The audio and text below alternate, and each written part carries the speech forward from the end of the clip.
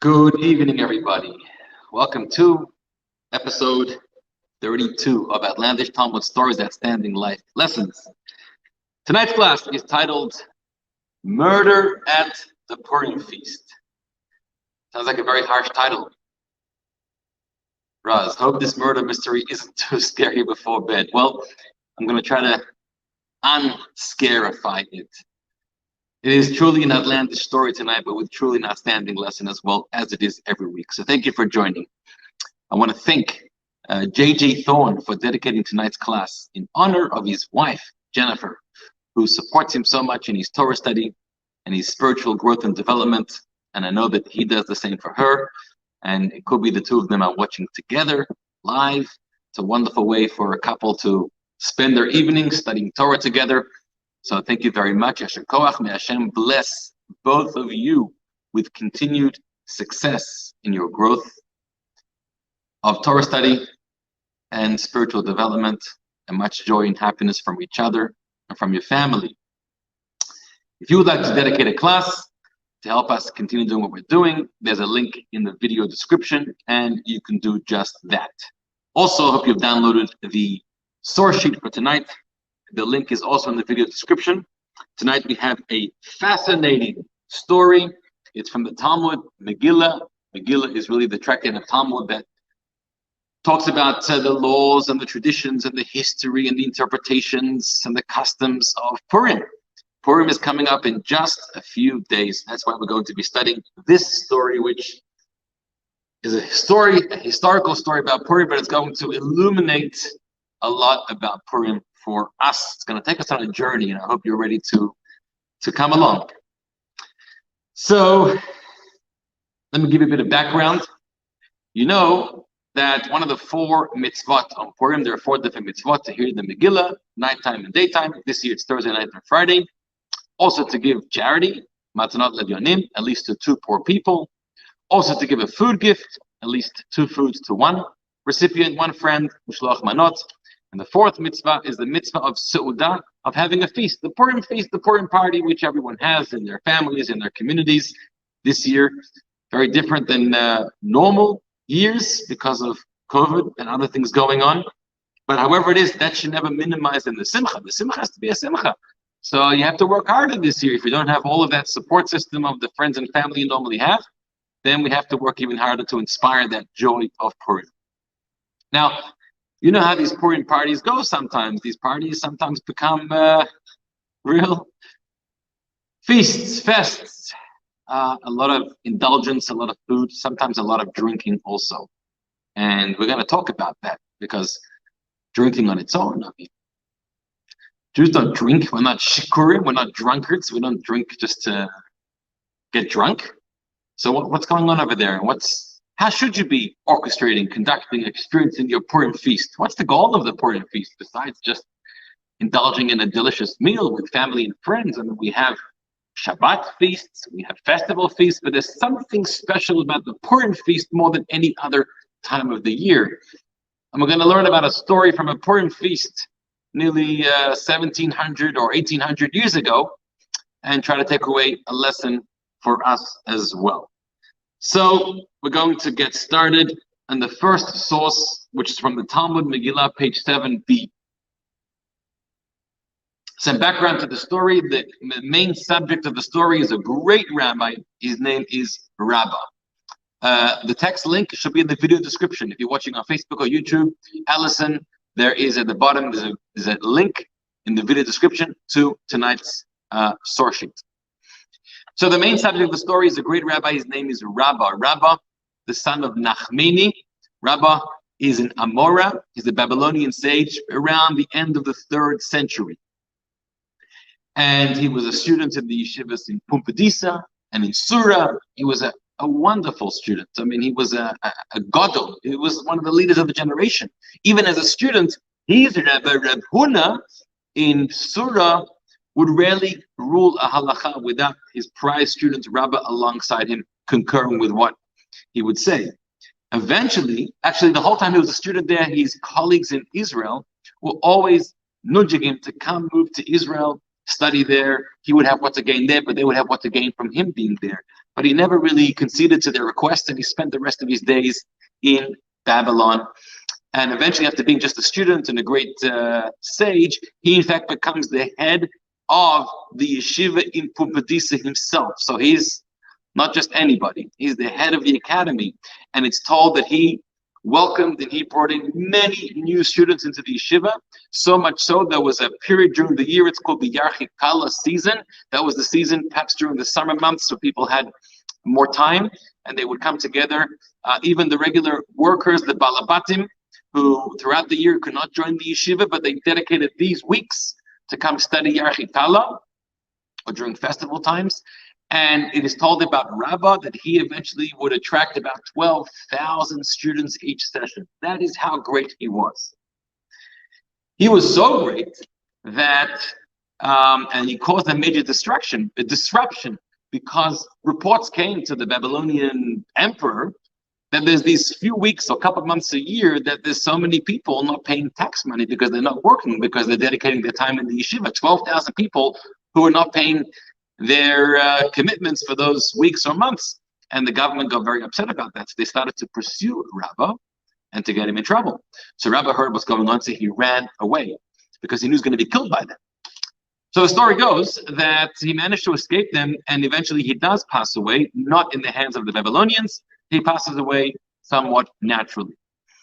There's another story told about how he actually passed away, and the story goes that God had sent the angel of death to try to kill him and take his soul away.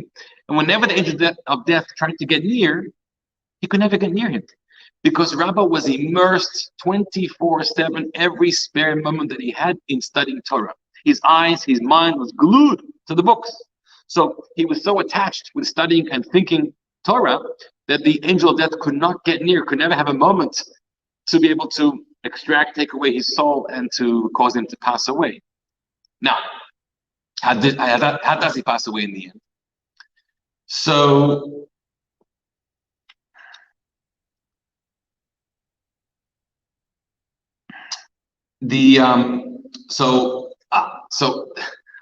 two stories coming together. There's another episode where there was a big debate in heaven about a particular law. There was a law about a matter of purity and impurity. Is this nega? Is this, one of these afflictions that a person can grow on their skin? It's a spiritual ailment, pure or impure. There's a whole discussion in heaven. And God ruled that it's pure. But the Masifta Durakia, the heavenly academy, ruled that it's impure. So there was a dispute between God, the author of the Bible, and the heavenly academy. And they weren't sure. It was a gridlock. What should we do? So God said, you know what? We should ask Rabbah, the son of Nachmani, because he is the expert in these laws. Whatever he says, we will concede. Even God said that he is the expert. Whatever he says, I or you will have to concede to his word. Now, in this meantime, the angel of death is trying to kill him. So what the angel of death does is he ruffles some leaves, some branches outside Rabbah's home. Now Rabbah hears this commotion in the trees, in the bushes, and he thinks maybe it's the Babylonians who are coming to pursue him. Maybe they found him. And he does not want to be captured by them and killed by them, give them that honor, that pleasure. And so he stops studying Torah. Hello? You can come in if you wish. I think in the classroom. He stops studying Torah and allows for the angel of death to take his soul away. And as he's about to pass away, he rules on this ruling of this debate in heaven. He rules tahor, he rules like God. And then a heavenly voice came out and said, Rabbah, there's nobody like you, and your word is the final word, and you have decided the debate between God and the heavenly academy, and in fact it's going to be tahor, the ruling is going to be pure. That is a background behind the great Rabbah who we're going to be studying about tonight. Now that you have this understanding of who he was and how great he was, listen to this story. Let's read inside. Rabbah, this is not Rabbah, another person. Rabbah said a law about Purim. What's the law? A person is obligated to become intoxicated with wine on Purim until he is so intoxicated that he does not know how to distinguish between cursed is Haman and blessed is Mordechai. Cursed is Haman, of course, he's the villain in the story. Blessed is Mordechai because he's the savior in the story, the great leader, him together with Esther. And to confuse the two and to say that, to say how to say it in the sober state, to say Mordechai is cursed and Haman is blessed, it just sounds almost blasphemous to say those words. Well, you have to get so drunk at your Purim feast, this is the law, Rabbah says, that you don't know the difference anymore between Haman and Mordechai, who's really blessed, who's really cursed. It's a strange law. Rashi says, the commentary says that the way you intoxicate yourself is with wine. Here it's in the non-bold. The Talmud doesn't say wine, but Rashi says wine because that reminds us of the whole Purim story. The fact that we're supposed to have an elaborate, lavish feast, that's also the law, a great mishnah.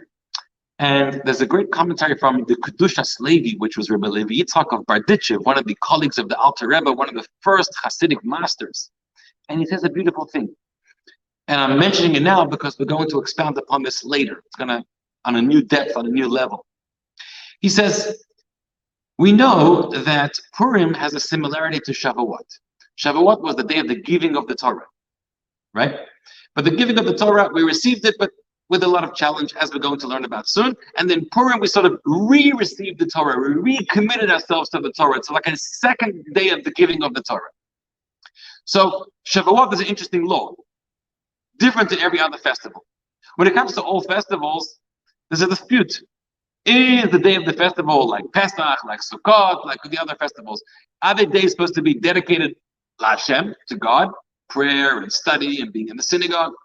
Or should they be days of benefit lachem, benefit to you and I, enjoying the physical delights of food and drink?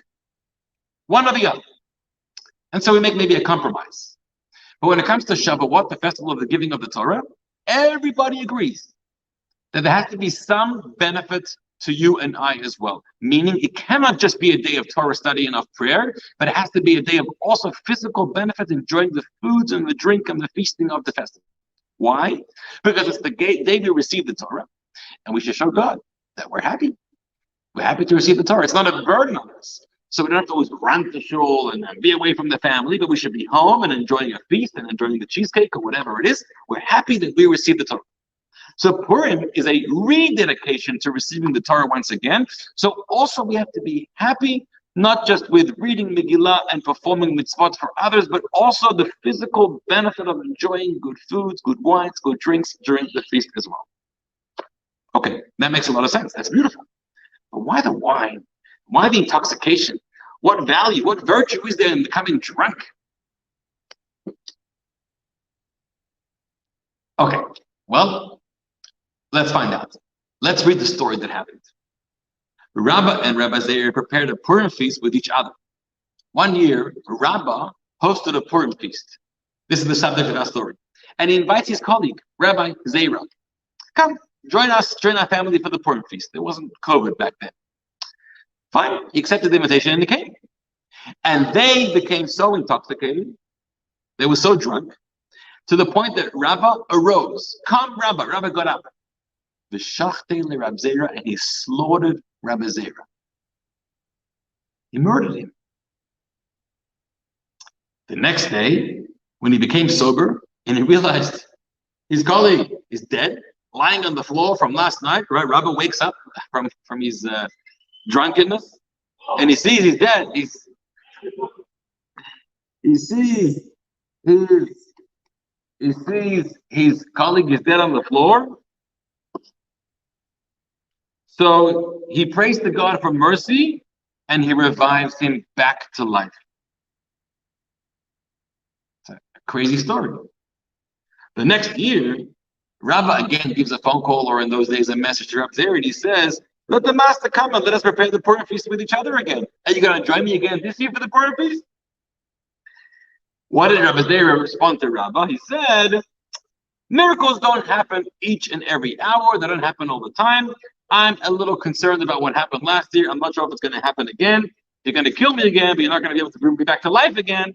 So I have to refuse your invitation, but thank you so much. That's the story. Victor, you hear it? That's the story. Read it through. We just read it. That's the thing, right? Yeah. Rabbah slaughters Rabbi Zera at the Purim feast because they were both drunk. Killed him. One sage slaughtered his colleague, the other sage, at the Purim feast because they were so drunk. The next day, he brought him back to life. The next year, he invites him to come back, and he says, no, I'm not sure if miracles happen all the time. I don't want to rely. Now, this is a very strange story. So hard to understand. First of all, there's many questions over here. First of all, people have gotten drunk before. And people get drunk, they do a lot of silly things. And they say a lot of silly things. And they do a lot of things which they regret. It happens to all of us, the best of us. But even the average person, who kills? Who murders when they're drunk? I mean, I've been drunk a little bit. I can say that online. I think I have. I don't know. I wouldn't remember. But to go and murder somebody, you don't murder. Chas v'shalom. And we're not talking about anybody. We're talking about Rabbah. You missed the introduction, but Rabbah, the greatest sage of the time, who had 12,000 students, he's a tzaddik. He's a righteous, pious, holy, spiritual person. Even if he's drunk, even if he's doing uncharacteristic things, to go and murder, it doesn't make any sense. How could Rabbah be a murderer? Question number one. Question number two, so he murders him, and then what happens? He finishes his feast, and he's tired, and he goes to sleep. And the next morning, he says, oy vey. He wakes up, he's feeling all refreshed, he slept off his wine. Oy vey, my friend is lying on the floor dead. I better do something about it. He prays to God, he brings it back to life. Really? The moment you kill somebody, chas v'shalom, wow, you panic right away. Why don't we call the doctor, call the ER, call 911. We have to bring it back to life. I don't know, you wait till the next morning. Why? Question number three. He brings it back to life and he sends it back home. Does it say anywhere that he asked for forgiveness? Does it say anywhere that he was so sorry for what he did? Was there any regret, any remorse? Rab Zera, for whatever reason, didn't take him to court, didn't call the police on him, but he himself, as a mensch, a simple person would have gone over and asked for forgiveness and apologized. How much more so the great sage Rabbah? He doesn't go and apologize. Everything goes back to normal, as if nothing happened. What does that mean? Question number four. What a chutzpah. To invite him back next year. You're not ashamed of yourself. You made such a mistake. You fell so low to go murder somebody. And now you're going to pick up the phone as if nothing happened. Hey, you coming this year? You expect him to come? What's your Rabbah thinking when he invites him to come back next year? He brought him back to life the next morning. Yeah. So the next year he invites him again. What are you inviting him again? And the final question I have is, look at Rabbi Zera's response to the invitation. What would you expect his response to the invitation should be? He should have responded, are you out of your mind? You're a murderer. You killed me. Don't ever call my phone again. I don't want to see you. I'm deleting you from my phone, from my list. He doesn't answer that. What does he say? Miracles don't happen all the time. In other words, sounds like I'd love to come, and I have a great time with you. I'm just a little concerned that maybe you're going to kill me, but that's not the worst thing. The worst thing is that, if you get him back to life, that's okay. You did it last time, but maybe it won't work that you're going to bring back to life. That's the response you give. The response you give is never. Don't ever. I don't want to see you ever again. What a difficult story to understand. Just close your eyes and picture what happened over here. Imagine two colleagues in a neighborhood and one murders the other on Purim night. And then obviously he's a special person to bring it back to life. But imagine the consequences of that. There seems to be no consequences over here. What's going on? Strange, huh? No, you're right. So let's try to unpack this because the commentaries are filled with all different kinds of interpretations. So, Bit is asking, did it really happen? It's recorded in the Talmud. Let's figure out if it really happened. So we have a number of schools of thought, different commentaries try to approach the explanation in different ways. And I want to present to you a few. First, we have a school of thought, a number of commentaries that say, this that the Talmud says, that Rabbah slaughtered and killed Rabbi Zera was not literal. He didn't literally kill him. Right? The commentary, the Maharsha, who's always printed at the back of the Talmud, he says, Ke'ain Shacham. It's like he killed him, but he didn't really kill him. Meaning, people get drunk sometimes. So sometimes people get drunk, but they're still functional, they're walking around. Sometimes you're so trashed, you're so stoned, you're completely at it. You drop, and you drop on the floor, you're lying in the gutter, and you look almost lifeless. Okay? It's a little scary if you ever see somebody like that, because you could think they're dead. And then you got to feel their pulse, and you feel something is beating, but you're not sure. You call the ER, they come, and they're going to pump them out. They're going to bring them back to life. It's like they're dead. Or one of the other commentaries says the word shachte with the shin can be read with a sin, like sachte. Sachte means he squeezed him. He totally squeezed the life out of him. Not literally taking his soul and his life away, but he got him way too drunk. Drunk to the point of being almost like he was dead. And so therefore the next morning he didn't do a miracle. He didn't bring him back to life, but he revived him, gave him a lot of fluids, he nurtured him, gave him rest, gave him sleep, gave him some of those pills and seltzer and Alka-Seltzer that you have afterwards. And then he came back to life. Why did he do this to him? I don't know if it was planned. I mean, take another l'chaim, take another l'chaim. At parties, there's always that guy that's trying to get everyone else drunk. He's not drinking anything himself, but he wants to get everyone else drunk. From now on, if anyone comes to you, come make a l'chaim, you say, you make together with me. Don't force me to make it. You also have to make it. Right? So that's one school of thought, that therefore to interpret the story not literally.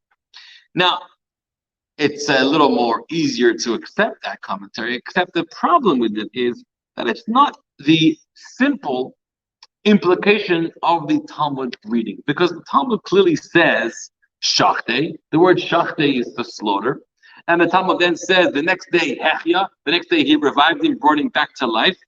So if you read the literal story, you could squeeze in this interpretation that it's not literal, but you have to have a lot of audacity to be able to read and interpret a story that's not the way it's exactly written.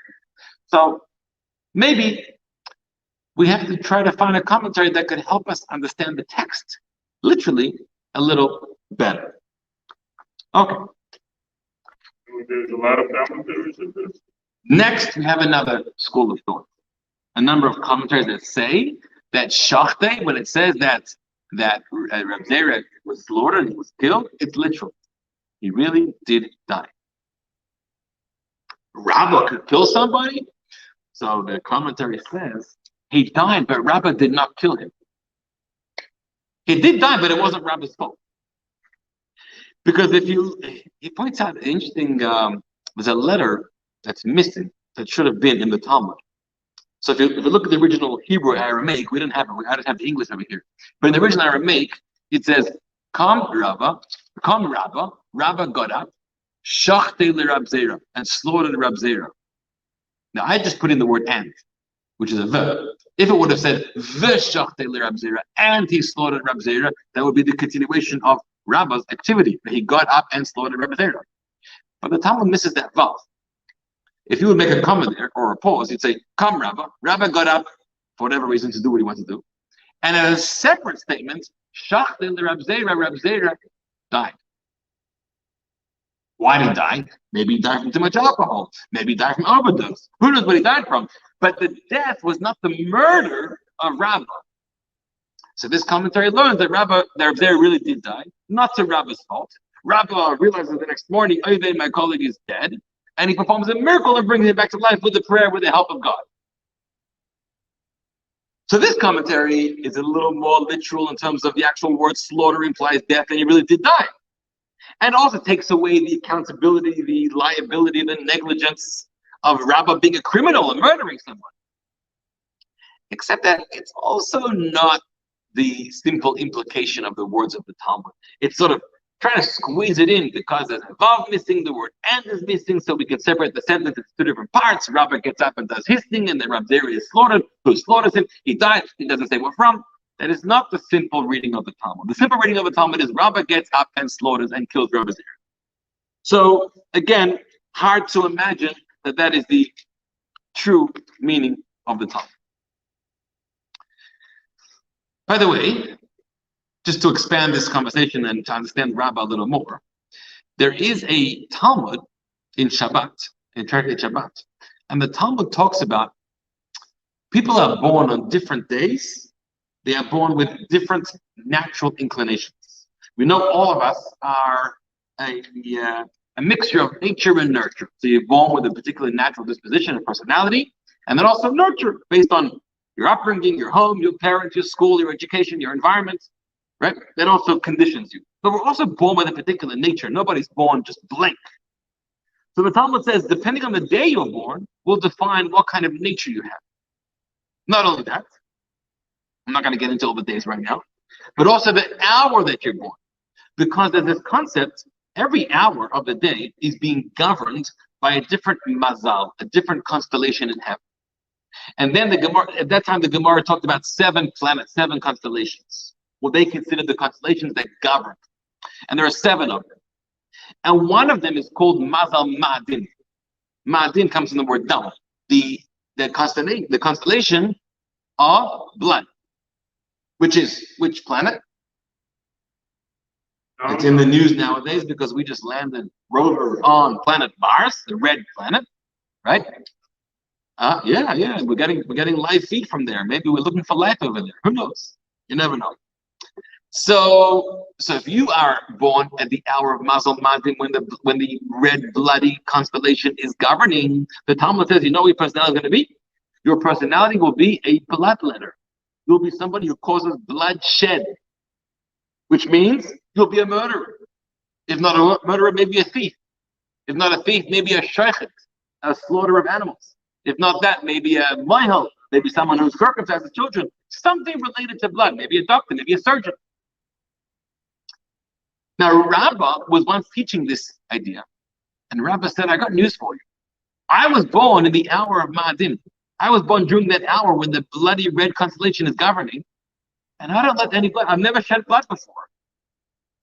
So he wants to disprove this. He wants to say, maybe it's not so true that you're stuck with that nature based on that constellation because it didn't apply to me. So what did all the students respond? What did his colleagues respond? They said, Rabbah, maybe you've never shed literal blood, but you sit on court cases and you rule in the favor of some but against others. And some of your rulings are very harsh rulings. So you do spill people's blood, their kishkis, you pour money out of them. Who knows what you do? You're also a bloodshedder because of your role in life. So the conclusion of that Talmud is that Rabbah never actually shed blood, but he was harsh against some people. Now, hold on a minute. We have our story. In our story, Rabbah shed blood. He slaughtered Rabbi Zera.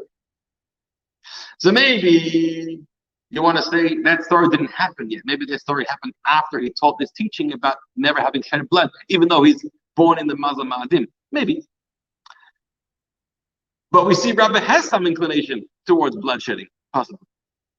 Or other commentators come along and say, even Rabbah who was born during Mazal Ma'adim, during the red bloody constellation, he would never fall trap to being able to actually shed blood. Don't suspect him. Don't suspect the story being a result of him being born in that constellation. Because there's a very famous teaching of Maimonides. Maimonides quotes this Talmud and he says, of course, everybody's born with a particular nature. Some people are born with a nature to be more short-tempered and hot-blooded, or more angry, or more intolerant, or more selfish, or more greedy, or the other way around, or more kind and selfless, and more gracious, and more generous. Everyone's got a different kind of nature. But the Rambam says clearly, which is a very central Jewish belief, that no matter the nature, no matter the disposition you're born with, you're not controlled by that. You are inclined, you are influenced by that, but you're never controlled by that, because to suggest that you're controlled by that would actually take away from from free will. We believe in free will, which means it might be harder for you because you may be more inclined towards something, but you always have the ability to control yourself and your behavior, which is very important teaching, because people who have, unfortunately, tendencies towards certain things, and they sometimes think they don't have control over it, and therefore they blame their nature, blame their tendency, blame their upbringing, blame who knows what, blame everybody except for themselves. And the Rambam says, stop blaming. Take more control of your life. You're able to, even if it's harder, and for some people it's indeed very, very challenging. So we can assume Rabbah was in a lot of control of himself, right? Rabbah was a very great person. So getting back to where we started, what's governing him? He killed him, he didn't kill him. The literal reading of the Talmud sounds like he did kill him, but how can we suspect Rabbah of killing somebody? We have all that questions we're trying to solve.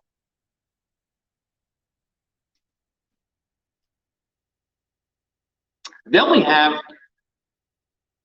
a whole school of thought of answers coming from many works of Kabbalah, mysticism. And many of the Kabbalistic works approach this passage of Talmud and they say, what's being written over here is metaphoric. It's a metaphor. It's not real. It's not a literal story. Rabbah slaughtered Rebbe Zera, the Purim feast. No. It's a metaphor. What's it a metaphor for? There are all different kinds of explanations. For example, and this is not so uncommon to find in many places in the Talmud. Often there are stories told in the Talmud where the story is so outlandish, it's so bizarre, almost sounds completely impossible. And many of the commentaries or the Kabbalistic commentaries write, it's not literal, it's an allegory, it's a mashal, it's a message, it's a teaching being delivered through this strange story. It's very easy, it's very geschmack, it's very appropriate to deliver messages through allegories and stories and metaphors. So here's also a metaphor. For one example is that Rabbah and Rebbe Zera had two very different styles of learning, different methodologies. Rabbah was known to be an oiker harim. Rabbah was somebody who was a very in-depth student.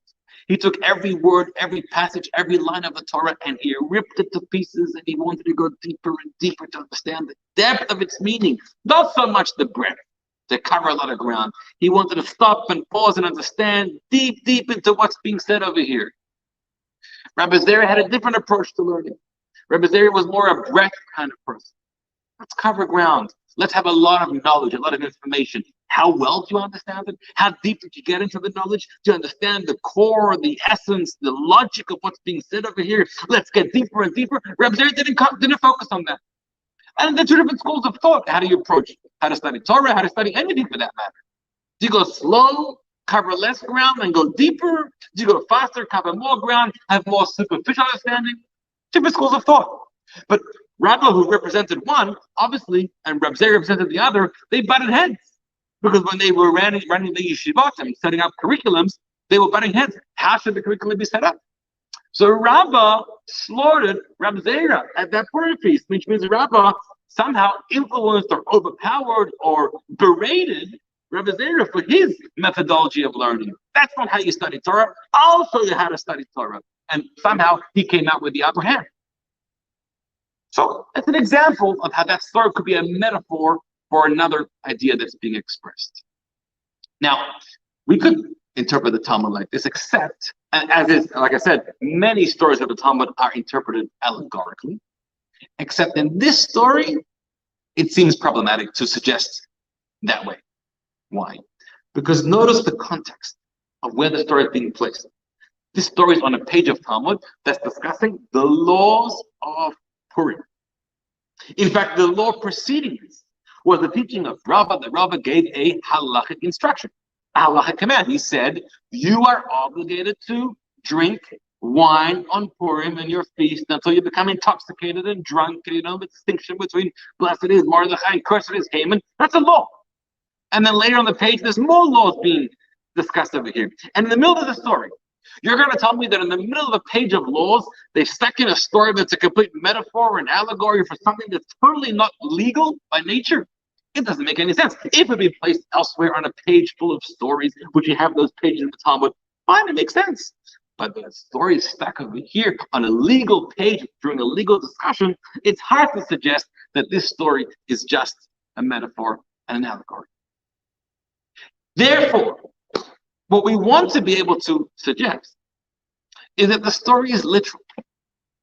And the story really happened. And that Rabbah really slaughtered Rebbe Zera. And there's some kind of legal instruction, there's some kind of lesson that we can all learn out from there. But at the same time, our questions have to be solved. How does Rabbah become a murderer? Right? Rabbah doesn't ask for forgiveness. Rabbah invites him the next year to come. Rebbe Zera is tempted to come. How do we answer?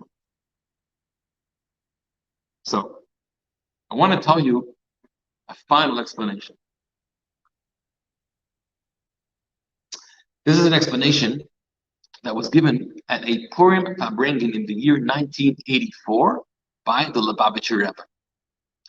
Now, just to explain those Purim Farbrengens when the Rebbe was alive and giving farbrengen. So in many homes, in many communities, the Purim feast is the time that everybody goes a little wad, a little mashuga, drinks a little bit, and then they conk out. Yeah, you fall asleep eventually.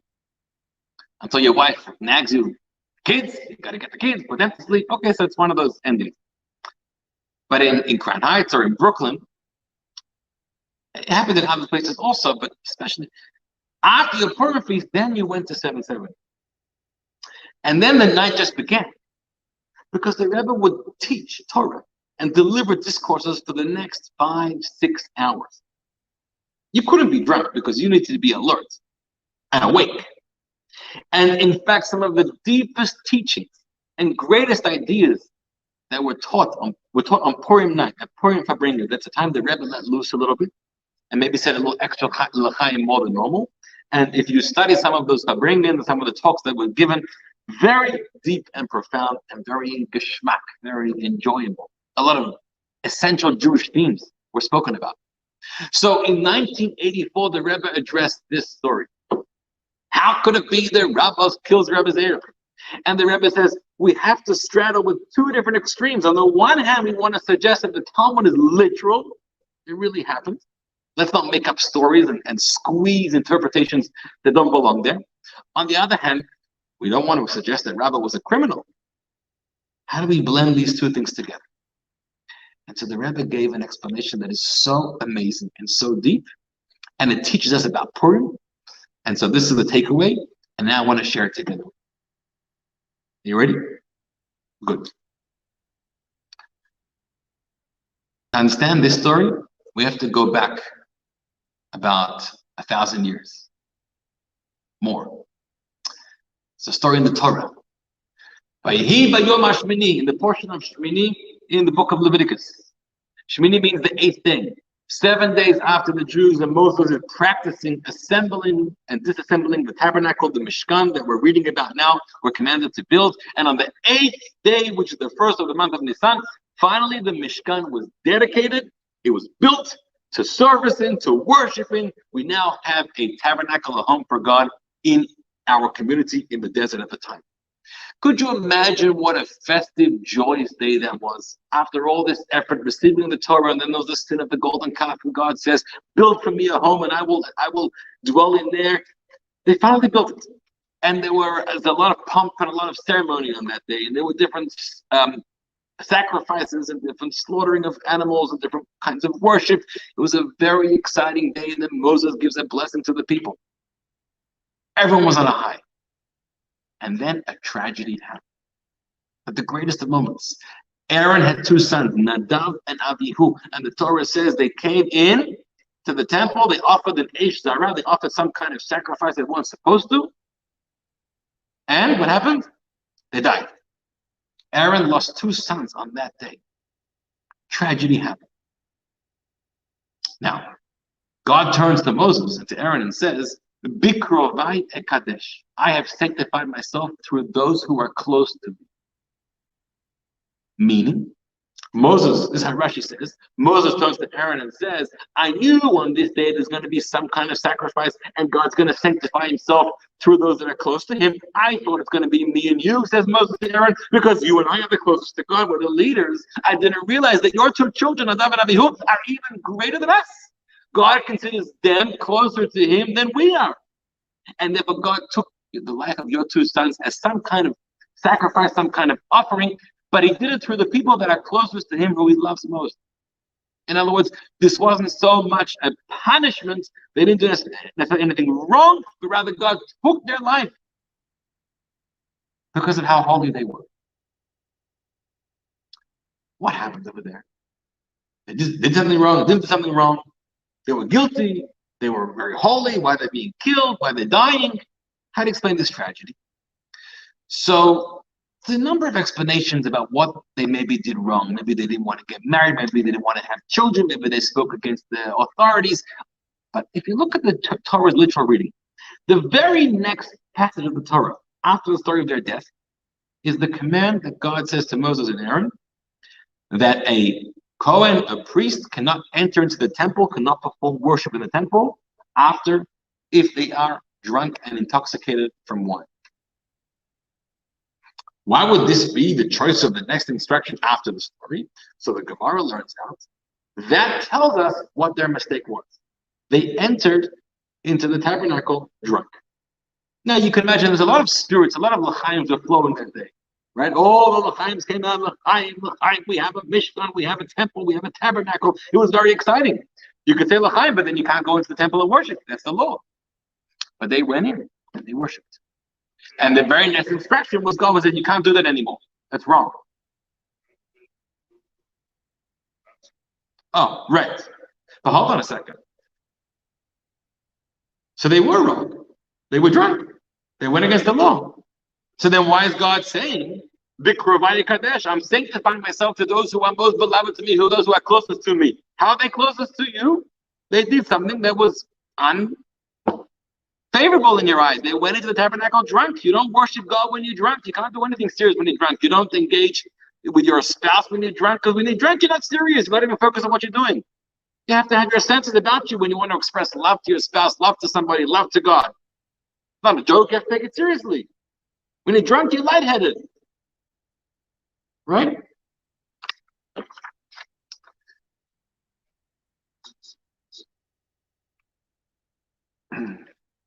Yeah. Correct. So here, I want to introduce you now to the text number 2 on the sheet. Here we have a text from a commentary from the Ur HaChaim. The Ur HaChaim was a commentator on the Torah about 500 years ago, Reb Chaim ben Attar. He was like a Kabbalist also. He wrote deep spiritual interpretations as well on the Torah. And he unpacks this whole episode with many, many explanations. It's a very famous, lengthy Ur HaChaim. But here he says one explanation that is so deep and profound. I've even quoted in the Hebrew because I want to refer to it because his words are so precious. Let's read it in English first. The English is not mine, so it's not a literal translation, but it's what I found online. Listen carefully. Another approach to the word Vayamutu, and they died, focuses on the nature of these sons' deaths rather than on the fact of their deaths. How did they die? The Torah says, "B'karvatam lifnei Hashem," you came close to God, to describe that due to their love for God, these people came too near to the celestial source of light, which has a deadly effect on man. This is the mystical dimension of what is commonly known as death by divine kiss, the kind of death experienced by Nadav, by Aaron and Moses eventually. The deaths of Nadav and Abihu were similar to the death of all other completely righteous men. There's a way to die simply because your soul escapes your body. It transcends to God. It unites as one with God. God kisses you. It captures the soul. And that's the nature of how the righteous die. The kiss of death. The Torah alludes to the fact that through these righteous people, though they felt that they were approaching an area which resulted in the kiss of death, they did not flinch and kept getting closer. In the Hebrew, it says, they knew that this is what they're about to do is going to cause their souls to expire. They knew this because of their great spiritual ecstasy in performing and entering the temple. Nonetheless, they continued because they wanted to taste dveikut. There's a lot of words over here. Dveikut, the cleaving. Ne'imut, the pleasantness. Arivut, the sweetness. Yudidut, the close friendship. Chavivut, the love. Chashekut, the yearning. Matikut, again, the sweetness. Ad klot nafsham, until their souls expired from them. In the English, they attained the state of religious intoxication. The desire of their souls to fuse with the divine was so overpowering that they no longer made decisions in which their powers of conscious perception were involved.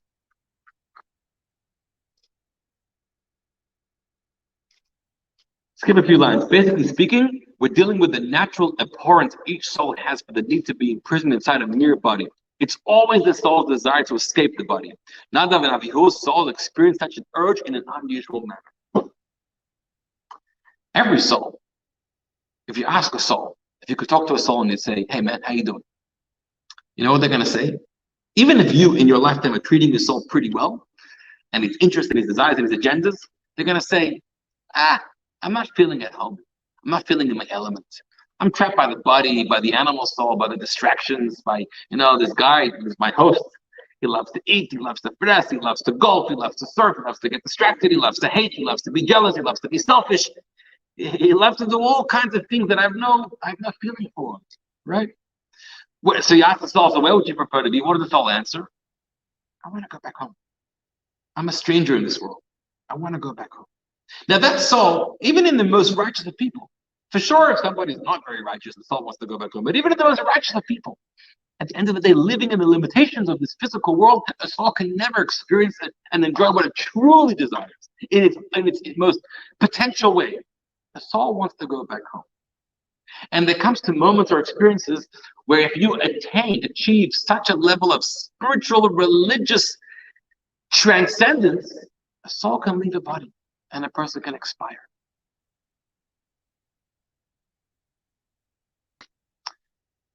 That's how holy they were.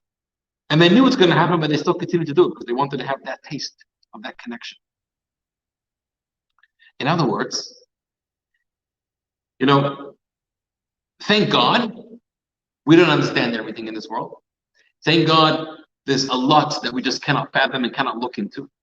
Because sometimes when we look into things that we can't know, that we shouldn't know, that are beyond us, we freak out, right? We get exposed to things that we cannot handle. What does it create? It creates trauma. Trauma is simply things that we cannot tolerate, we cannot understand, right? We sometimes don't want to know the truth. We sometimes can't handle the truth, and that's a good thing. Look at our brains. Our brains are unbelievable tools. You know what's a great tool of the brain, a great function of the brain? It's a wonderful filter. The brains are so clever. The brains are bodyguards. The brains know how to protect us. Your brain sees and hears much more than you think you're seeing and you're hearing, but the brain filters out a lot of things which you don't need to know and are not healthy for you and not good for you. The brain knows to deliver a small amount of information to you just to make you happy and let you think you know what's going on. But there's so much you don't know and you shouldn't know because it's not good for you. What happens if you get to pure in the other side? What happens when you get to discover, find out about things that are way beyond what you want to know, what you can know? It's very traumatic. It could take you to a different place. It could make you expire sometimes. We learned a few weeks ago about the 4 sages that went into the orchard, they went into the paradise, they went into heaven, to wanted to see on the mystical side what's going on, what's the real truth behind everything. And what happened to those 4 sages? One of them died. Ben Avai died there. One of them went crazy. Ben Zoma. Elisha ben Avuya, he became an apostate. He gave up on God. And only Rebbe Akiva managed to go in peace and come out in peace. But it could happen that if you go to places where you're not supposed to go, maybe you never come back. Or maybe you never come back the same. You're a changed person forever. Soldiers go out to war. Even today in America, right? They go to their missions in Iraq and Afghanistan, wherever. Hopefully they come back alive. But even if they come back alive, they're not the same person anymore. That's why there's so many challenges in their marriages and they have to go through therapies. Why? They've seen things that they never want to see, no human being should ever see. And they come back, they cannot tell their story, and they become so mentally handicapped with so many issues, right? And some of them sadly don't make it. They don't make it because they just can't live in this world anymore. They can't come back to this world having seen and known all those things. Now that's very much in a negative sense, but this can also happen in a positive sense, in a holy sense, which is the explanation of Orach Chaim about Nadav and Abihu. So get back to the story of Rabbah and Reb Zeir. You know what was going on over here? You know what was happening over here at this party? Think about it. Of course they were drinking wine. You can't take away from the literal story. They were drinking wine. But what does wine do? The Gemara says, it's the next passage, which I'm not going to read for you inside, but the Gemara says that yayin, the word in Hebrew for wine, yayin, the yud nun has the numerical value of what? Of 70. Yud is 10, yud is 10, nun is 50, that's 7. The word sod means a secret, is samach 60, vav 6, dalet 4. It's also the numerical value of 70. So wine and secrets are both connected. And the Talmud says, nichnas yayin yatsa sod. When you consume wine, secrets come out. When you're drunk, what happens? You lose all inhibitions. Everything comes out, right? No filters anymore. So all the secrets come out. Now, is that a good thing or a bad thing? It depends what's going on. It depends what your secrets are, right? So sometimes when people get drunk, they become rotten people. They say vulgar things. They behave in a violent way. They become hostile. They become so unpleasant to be around. So this guy who's always so quiet and so well behaved, but you didn't know inside he's so dirty and is so messy and is so confused and a terrible person inside. And it all came out when they were drunk. Or you could have somebody inside is so righteous, is so pious, is so beautiful, is so innocent, is so holy that maybe when they're not drunk and they're sober, they're very contained and reserved and restrained. But when they get drunk, Torah spills out and the truth spills out and they become a ball of light and a ball of happiness and a ball of love. And it all comes out when they're drunk. Being drunk for them might be a beautiful thing. Rabbah, the great tzaddik, he turns to Rabbi Zera and says, what are we trying to achieve here at this Purim meal? What do we want to achieve? Let's drink of a lot of wine to achieve. What are they trying to achieve? So think about this. Well, they don't want to die. But we said earlier that the Purim story is the second occasion of the giving of the Torah. And now I want to tell you the full story behind that. Talmud says that when God originally gave the Torah, he picked up Mount Sinai, he picked up Har Sinai, and he held the mountain over their heads, the Jewish people, and he said, if you accept my Torah, good, and if not, here's going to be a burial place. Oh, okay, fine, we accept the Torah. Well, the Gemara comes along and says, here every Jew has a complaint against God. If I violate the law of Torah and you want to hold me accountable, you know what we'll say? I never willingly, voluntarily accepted the laws. You forced me into it. You can't punish me now. We have a complaint against God, so we can never be held accountable. Rava, listen, it's Rava again. Rava comes along and says, it's true that at that time we did not accept the Torah voluntarily. But there was a story in history where all the Jews re-accepted the Torah voluntarily. You know when that was? The Purim story. The Purim story was a time when the Jews were being persecuted. And they could have waved their hands in the air and they could have said, forget about this faith, forget about the Torah, forget about sacrificing our lives. Enough with this persecution. But they didn't do that. They rallied together, men, women, and children, and they studied, and they prayed, and they fasted, and they waged a war against Haman and Achashverosh. That episode says, Rava Hadar Kibluhu. Now they re-accepted the Torah in an even greater and deeper way than the first giving of the Torah, because now it was for real. Now it was on their own accord. Purim, therefore, becomes the ultimate time of the receiving of the Torah. Shavuot is we were coerced into it. Purim, we accepted it willingly. So on Purim, we're supposed to try to reenact the giving of the Torah. What happened at the giving of the Torah? At the giving of the Torah on Mount Sinai, God came down and revealed himself at Mount Sinai. At that moment, every single man, woman, and child had a revelation, had an experience like out of body. They were exposed to a truth that no human being can ever normally see. The Talmud says they saw what's normally heard, they heard what's normally seen, their senses were all backwards or forwards, or they're correct. They were seeing the spiritual, they weren't seeing the physical, they were transported to a different place. In fact, the Talmud says that when God revealed himself and he spoke the first commandments, everybody died. Their souls expired. All 2 million Jewish people standing there, all just died on the. Because how could you see and hear those things and remain alive in your physical body with your natural human mind when you're being blown away, literally drawn after such revelations? So they all died, and then God had to come and sort of reinvigorate them and bring them back to life. So the giving of the Torah story was a time that we were elevated to see a different reality. Beyond the physical, normal, here and now, three-dimensional reality we normally live in, we were transported to a different place, a higher place, a place of real truth. Says Rabbi Zera, now it's the Purim feast. What do you want to accomplish at the Purim feast? Not just to party, bring the vodka, bring the clown, bring the entertainer, run around, throw hamantash, and that's not the goal of the Purim feast. The goal of the Purim feast is to reenact this idea of being able to be transported to a different plane, a different reality, to see the truth behind everything. So Rabbah, now the wine allowed them to open up that way. And now Rabbah starts to teach and starts to pick up his colleague Reb Zera. And they're exploring and discussing and elevating and levitating and transcending and getting deeper and getting higher. What happened to Reb Zera? He was slaughtered. He died. He dropped dead. You know what the word slaughtered means?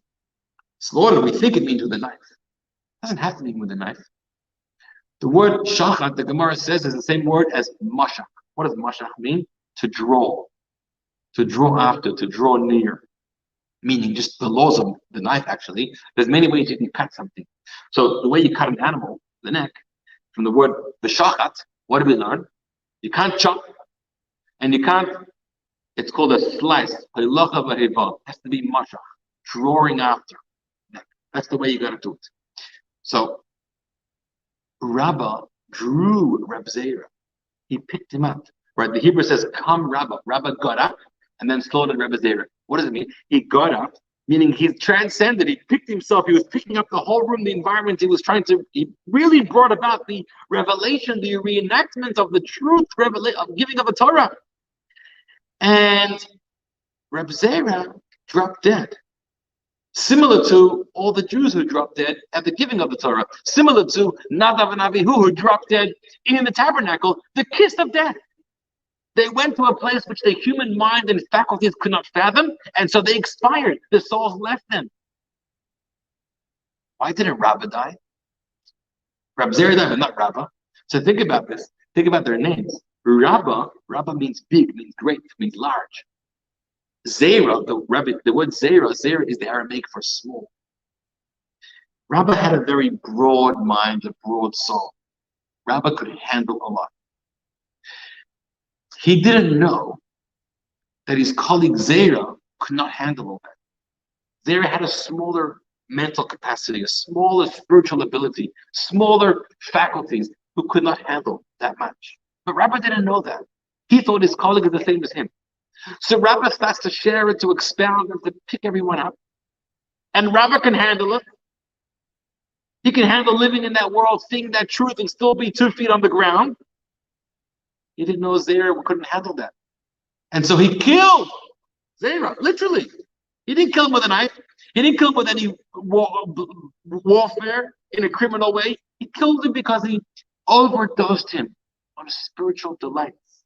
He brought him to a place that he could not handle being there, and so his soul expired. Unbelievable. That he really did kill him, but not in a criminal way, in a glorious, holy way. Now the next year, he invites him back. Why not? We had such an amazing time last Purim. We accomplished so much. Our Purim feast was a reenactment of the giving of the Torah. Come and do it again. More than that. Rabbah says to himself, I imagine over the past year, Reb Zera has grown. I'm sure he's grown up larger, bigger. This year, I'm sure he can handle it. So come this year, and we'll both be able to achieve this together without anybody expiring. Reb Zera responds, my dear friend Rabbah, thank you for that great compliment you think of me, but I don't think I've grown that much this year. I think I'm still not on your level. And I'm afraid that if I come to your feast and you pick us up and you bring us to that revelation again, I'm still not going to be able to handle it. I'm still going to die. That was the debate between them.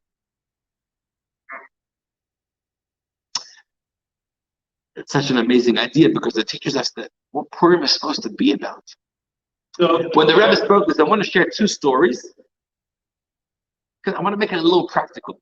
We can say to ourselves, my Purim feast doesn't feel that way, right? How do I even get there? What does it mean in my life? So here are 2 stories. Again, about great tzaddikim, but I want to try to make it a little more practical. One story is told about a great Rebbe. His name was the Moshe Rebbe. First Moshe Rebbe, his name was Rebbe Yisrael Tal. This is in the 19th century and early 20th century. Now 2 things you should know. Moshe was a group of Hasidim that were very renowned for their nigun, their song, their music. They made beautiful music. There's many Moshe songs. They made thousands. Many of them are forgotten today. But there's some that we still have. In fact, everyone sings the song in their house. You know this one? So that was composed by a more contemporary Majid Chassid, Reb Ben Zion Shaker, who passed away just a couple of years ago. So, but they have a long history of beautiful songs. Now, the Majid Rebbe, Rabbi Yisrael Taub, was also known to be someone who was very large, overweight, and very unhealthy. One time, he had a serious ailment in his leg. And the doctors told him, we need to operate here. If we don't operate, you could lose your leg. On the other hand, you're not healthy enough or strong enough to be able to handle an anesthetic. We can't give you an anesthetic, but we must operate or you could lose your leg. What do you do? So Rabbi Yisrael Taub, the Master Rebbe, said, don't worry. Listen very carefully. When you're getting ready to operate, tell me, I'm going to start to sing one of my nigunim, one of my songs that I composed. And it's actually a very long song. It's a song of 32 stanzas. It's a very famous, not so famous, but it's a very long and powerful song. And I'm going to sing the nigun. When I sing the nigun, I'm in a trance. I enter a different world. I don't feel senses. I'm in a different place. And so he started to sing the nigun. When they noticed that he entered the trance as he was singing, they performed the whole surgery. They finished. He finished his song. He came back. He didn't feel a thing.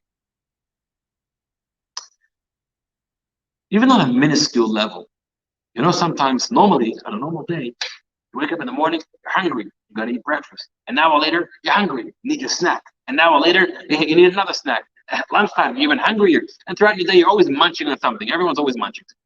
But imagine that, remember that day when you had like a serious assignment to do. You've got phone calls to make, you've got stuff to get done, and you're sitting by your desk, by your computer on the book, right? It could go by 2 hours, 3 hours, 4 hours, 5 hours. You didn't feel any hunger. What happened? Every day you're always halaching, you're starving. Today it's already 6 p.m. You haven't eaten a thing yet. You're not hungry at all. What happened? It's very simple. You were transported to a different place. And then for your experiences or the way you are in touch with yourself or in touch with something larger than yourself is different. So we could, or you're immersed in a book, or you're immersed in a song, you're immersed in studying something. You forget about the surroundings. So we could all be in places that we get transported to something a little higher than where we normally are. Now, in that work example, I don't know if it's being transported to something higher, it's just being transported to something, you're preoccupied. But the idea of a Purim party, or the idea of studying Torah, or the idea of getting involved in prayer, isn't just, it's about trying to bring yourself, transport yourself to a new space, a higher space that you forget about. Your old self, your physical, mundane, 2 feet on the ground, your needs, your concerns, your worries, your fears, your anxieties, your insecurities, your hungers, your jealousies. No. They don't exist when I'm praying. They don't exist when I'm studying. They don't exist on Shabbat, wherever.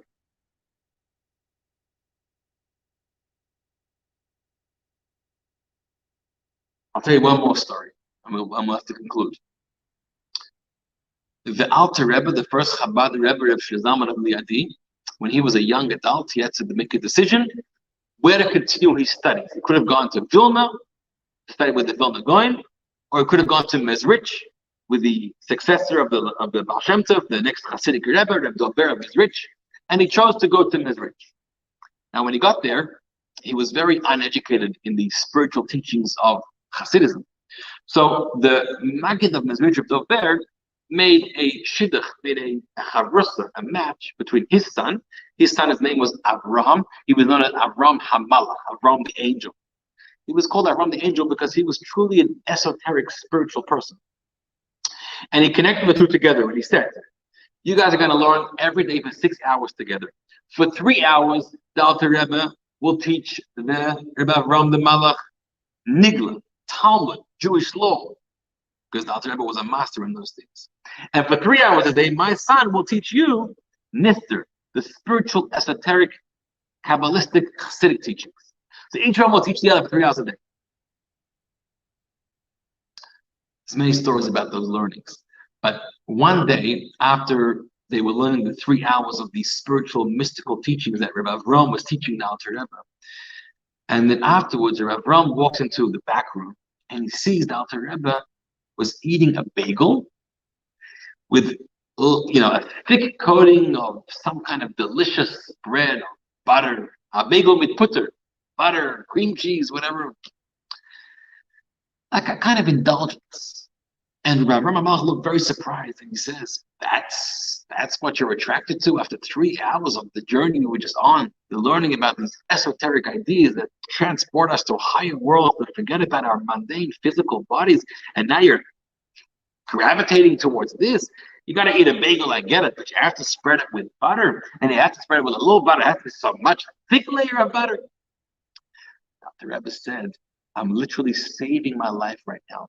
As I was learning with you, I felt that my soul is leaving my body. I felt that you were taking me to places that I couldn't handle. And I ran here because I had to touch something very physical. I had to bring some physical delight, to attach myself to it, literally to hold my soul down here in this world. Otherwise, I was afraid I was going to expire. So, in conclusion, Purim is a very serious time. Wine may help it, of course, in the right amounts. And if, when wine comes in, the secrets come out. If you don't have such good secrets inside of you, be very, very careful. But hopefully, with the message and the energy of Purim, we can learn from the Jews back then. And we can re-experience the giving of the Torah in a way that's voluntary and willing by us. And we can experience that. The level of Mesirat Nefesh, the level of devotion and sincerity the Jews had, no matter what, through fire, through water, no matter what the challenges that come our way, we are in, we are devoted, we are committed. And we want to be able to recognize that with conviction, expose ourselves to a world of truth, where all those petty things we often think about and get concerned about, get worried about, don't exist. Push them away, turn off your phone, no emails, no messages, no office, no worries, just the delight of having the Torah, having God, the miracle that God did for us. Came to Yalama, that we should all experience those miracles once again. We could learn from Rabbi and Rab Zera to take our feast to a new level. Fill it with Torah, fill it with song, fill it with a spiritual experience, a holy experience. Hopefully on that moment in the holiest of days, you can taste your true self, who you truly are and truly can be, and carry it with you, even the day after, when you sober up. My friends, Chag Purim Sameach, God bless you.